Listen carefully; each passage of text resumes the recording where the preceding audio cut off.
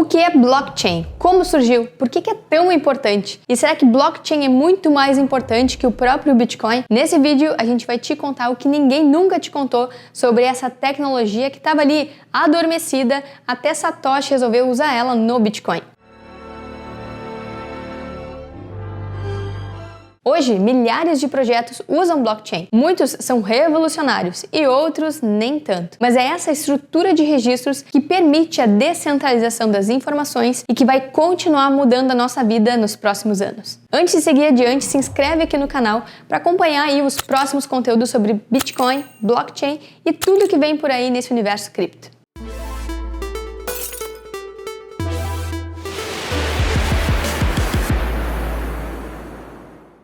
Blockchain nem tinha nome quando foi criada em 1991, quase 20 anos antes do Bitcoin, por dois caras chamados Stuart Haber e Scott Stornetta. Eles trabalhavam na Xerox. Sim, na Xerox. Quem imaginaria essa ironia? Os caras trabalhavam para uma empresa que criou a fotocopiadora e depois criaram uma tecnologia que não permite você copiar nada. Bom, o Stuart e o Scott tiveram esse impulso de criar um sistema de registros digitais que fosse imutável porque aconteceu um escândalo com um paper, um artigo de biologia que tinha sido fraudado na época. Conseguiram alterar o que estava escrito no artigo usando uma tinta especial. O Stuart e o Scott ficaram chocados com isso e pensaram: se é tão fácil falsificar dados registrados em papel, digitalmente isso é ainda muito mais fácil. É só apertar o botão delete.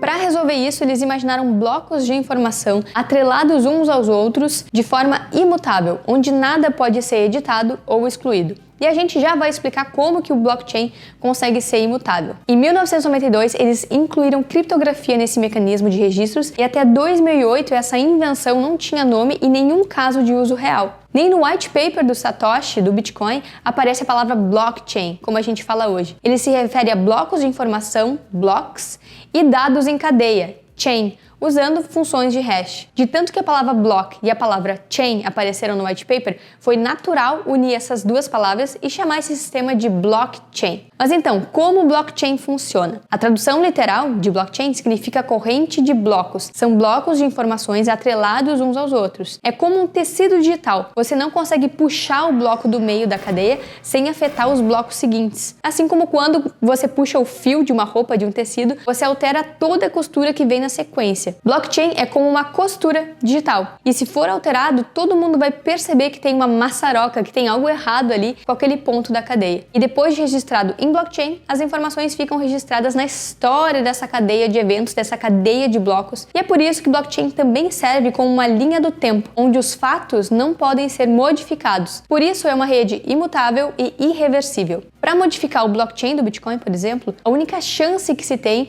é naqueles primeiros momentos em que os blocos recém foram criados e é possível tentar reverter esses blocos de informação. Mas isso precisaria de um poder computacional absurdo para invadir pelo menos 51% da rede e uma janela de tempo muito pequena, em torno de 10 a 30 minutos. Isso custaria também bilhões de dólares e ainda com a chance de não conseguir fazer um ataque efetivo. No máximo, reverter talvez uma transação da mempool e não o bloco inteiro. Por isso que depois de 6 blocos criados, ou em média 1 hora, se diz que as informações se tornam imutáveis, porque a cada bloco criado, maior a dificuldade e o custo para reverter informações. E nesse sentido, a blockchain do Bitcoin é a mais longa e a que exige maior poder computacional para ser invadida e para reverter blocos. Por isso, ela é considerada a blockchain mais segura até hoje. Essas infos são inseridas na rede por computadores superpotentes chamados de mineradores. Eles fazem cálculos matemáticos para resolver tipo um quebra-cabeça criptográfico. Quando eles encontram a resposta certa, a rede valida a resposta, registra o bloco na blockchain e os mineradores recebem Bitcoin como recompensa por terem emprestado aí poder computacional para rodar a rede. Esse mecanismo se chama prova de trabalho ou Proof of Work na rede Bitcoin e destrava as novas moedas do protocolo conforme os blocos de informação são criados. E funciona como um jogo mesmo, onde o computador que resolveu o problema criptográfico primeiro recebe os Bitcoins da rodada. Os mineradores, eles ficam competindo entre si o tempo todo para ver quem chega primeiro no cálculo e recebe os Bitcoins do próximo bloco. E são poucos, só vão ser criados 21 milhões de Bitcoins até o ano de 2140. Carol, entendi, é uma corrente de blocos, você não consegue mudar as informações porque elas são amarradas umas às outras, mas como que isso acontece? Vamos supor que a gente esteja olhando para a blockchain do Bitcoin agora. Cada bloco contém informações sobre as transações financeiras feitas na rede, tipo, endereço A enviou 2 Bitcoins para o endereço B. E também tem uma marcação digital, um carimbo, de data e hora, chamado timestamp. Todos esses dados formam o conteúdo de cada bloco e são misturados de forma aleatória e transformados em um hash. Hash é um código criptografado, tipo esse aqui que está na foto, que resume e identifica tudo que está dentro daquele bloco de informação. É a partir do hash que a mágica funciona. Depois de criado o hash 1 do bloco 1, ele vai ser inserido junto com o conteúdo do próximo bloco, do bloco 2. Será tudo misturado ou liquidificado de forma aleatória e vai formar justamente o hash 2. Por isso, o hash 2 resume todo o conteúdo do seu bloco e também do bloco anterior, porque o hash 1 foi inserido dentro do conteúdo do bloco 2. E assim sucessivamente. O hash 3 vai ser o resumo criptográfico do bloco 3, que também contém no seu conteúdo o hash do bloco 2 anterior. É através dessas funções de hash que acontece o encadeamento da rede, ou seja, os blocos seguintes sempre vão ter um resuminho dos blocos anteriores. E blockchain também pode ser considerado um sistema de registros distribuído. Todos os computadores que ajudam a processar a rede possuem cópias de todos os blocos de informação que já passaram, que já foram criados pela rede. Se qualquer informação for alterada, uma vírgula, um espaço, um acento, qualquer coisa, vai mudar o hash do bloco e não vai bater com toda a cadeia de hashes já consolidada. A rede não vai aceitar uma mudança, porque não fecha com a cópia do blockchain que todo mundo tem salvo nos seus computadores. É por isso que blockchain é um mecanismo extremamente resistente e inteligente. Você não depende mais de um único servidor para armazenar informação. Os dados ficam distribuídos de forma descentralizada, com milhares de cópias. Para destruir uma blockchain, você precisaria destruir todas as cópias que existem. Por exemplo, se cair um asteroide na Terra e uma cópia estiver disponível, a rede vai sobreviver a partir dessa única cópia. Esse sistema garante também que nenhum dado seja perdido. Todos podem verificar a veracidade dos registros. Tudo é feito em tempo real, de forma sincronizada e também de forma transparente. Além disso, qualquer pessoa pode auditar a rede, o que aumenta também a segurança, a eficiência, a confiança nos registros e elimina a necessidade de terceiros ou intermediários como uma única fonte de informação e confiança. O grande trunfo do blockchain é esse: eliminar a necessidade de intermediários. E uma rede que descentraliza a confiança só poderia ter o seu primeiro caso de uso como dinheiro. O sistema financeiro é onde a gente mais depende de intermediários, tanto para criar moedas e as políticas monetárias com os bancos centrais, quanto para transmitir a moeda para a população, os bancos comerciais. Só que, como bem disse Satoshi, a nossa história está repleta de violações dessa confiança, seja pelos bancos centrais manipulando as políticas monetárias e inflacionando as próprias moedas, seja via bancos comerciais criando mecanismos que dificultam o acesso das pessoas ao seu próprio dinheiro. Você já tentou sacar valores altos da sua conta bancária? Precisou passar pelo gerente, né? Isso mostra o quanto a gente não é livre para movimentar o próprio dinheiro. Precisa sempre pedir permissão e ficar dependente desses intermediários liberarem ou não. Ah, Carol, mas a gente não precisa do Bitcoin para ter essa tecnologia. É só colocar blockchain nos bancos, bora colocar blockchain em tudo.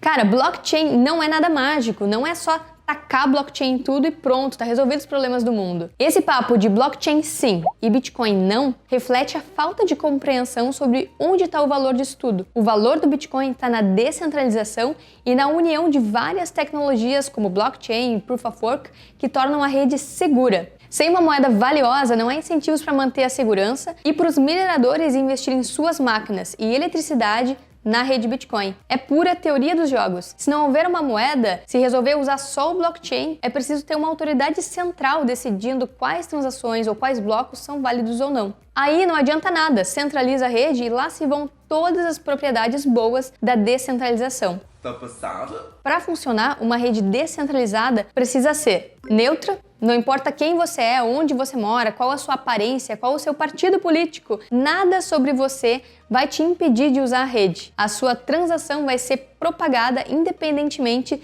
de qualquer característica sua, o que não acontece no sistema financeiro tradicional. Se você não fornecer seu endereço ou um CPF válido, você não consegue ter uma conta bancária, por exemplo. Você acaba sendo excluído do sistema. Precisa ser também sem fronteiras. assim como a internet. Não é de nenhum país, mas está em todos os lugares, especialmente porque o dinheiro se tornou informação. Bitcoin não é de nenhum país, mas ao mesmo tempo é de todos os países. Então não pode ser considerado uma moeda estrangeira, mas também não tem um órgão emissor específico. Isso muda toda a geopolítica local e está deixando os bancos centrais numa saia justa, porque Bitcoin pode separar o dinheiro do Estado. Assim como no passado houve a separação da religião do Estado. Precisa ser aberto, qualquer pessoa pode acessar. É só baixar um aplicativo e se conectar na rede. Não tem como impedir que as pessoas acessem o protocolo Bitcoin. Precisa ser também resistente à censura. Significa que não tem como parar a rede, porque dinheiro também é linguagem, um sistema de comunicação de comunicar valor. E liberdade de expressão é um direito humano. Muitos governos não concordam com isso, mas os governos também nunca concordaram com muitas das coisas ao longo da história